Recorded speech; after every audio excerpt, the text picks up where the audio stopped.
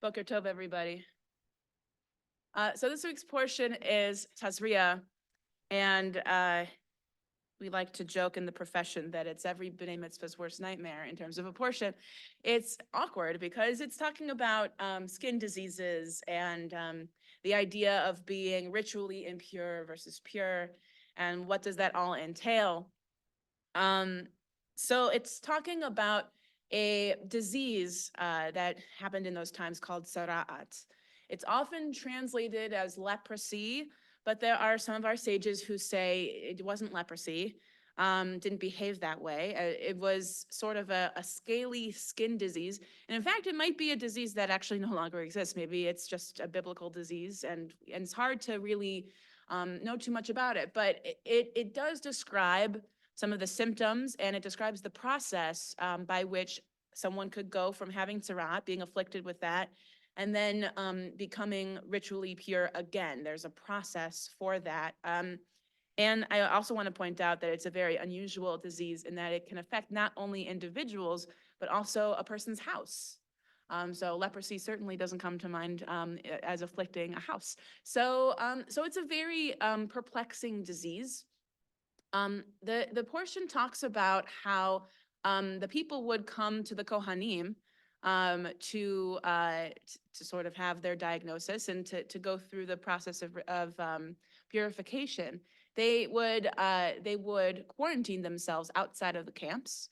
I think we understand a lot about quarantine these days, having lived through the pandemic, but it's a very different sort of disease. It's not necessarily quarantining for the purpose of protecting from spreading the disease, actually, because our sages teach us that tzara'at was an affliction that was caused by your own actions. It was caused by lashon hara, right? The evil tongue, slander, and gossip, right? So it's interesting to see a disease that is caused by our own actions, our own negative actions. And so there's a lot of back and forth discussion about this disease. And some of the sages have talked about how um, it's not necessarily a disease that can just spread from one person to another in terms of what we know of it happening with diseases, right?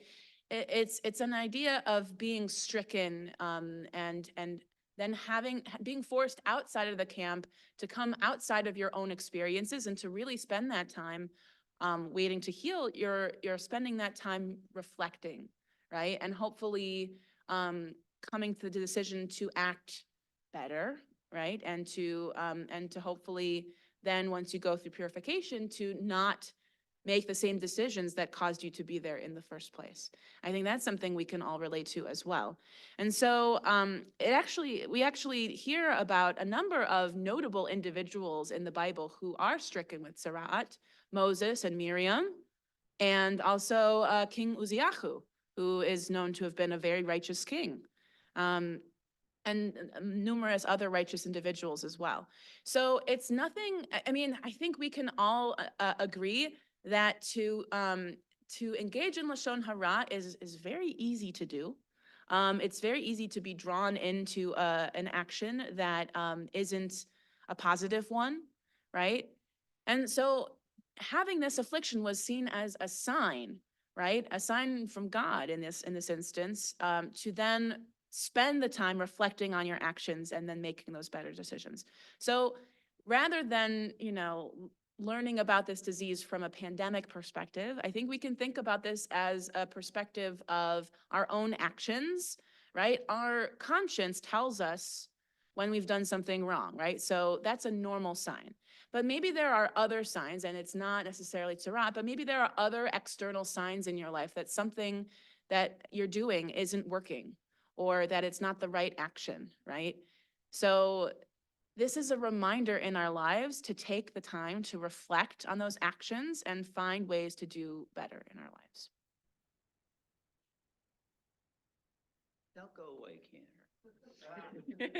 Today is a very special day for somebody in this room. That person happens to be standing right next to me. Today is Cantor Rosenbaum's birthday. And on that note, we should Yom Haledet Sameach, Yom Haledet Sameach, Yom Yom Haledet Sameach. Yom Haledet Sameach. Happy birthday to you. You can sing along. Birthday to you. Happy birthday, dear Cantor. Happy birthday to you. Thank you, everybody. Thank you. Wasn't it just a year ago you had a birthday? Yeah.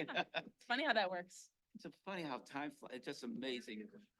I was also Yeah. born, I was born on a Friday, so Oh, it's full circle. you remember that? No, it's funny because I think I was born on Shabbos because my father always used to tell me Yeah, my it was bris was Shabbos. on Shabbos during Pesach. Happy birthday, many, many more. Thank happy you, ones. thank you.